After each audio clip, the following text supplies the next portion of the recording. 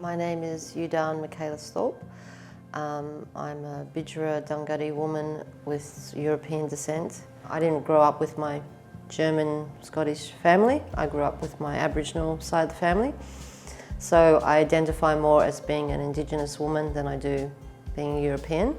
Coming back to uni later on, the support really came from the Gumari Indigenous Support Centre and from Kaya, the Aboriginal place there. But since I've been here, it's totally changed my world. And university has been great because I've had to learn how to relate to really different types of people. I'm the first person in my family that got a degree. But you know, we've all tried to achieve, but we've never been told that it was important.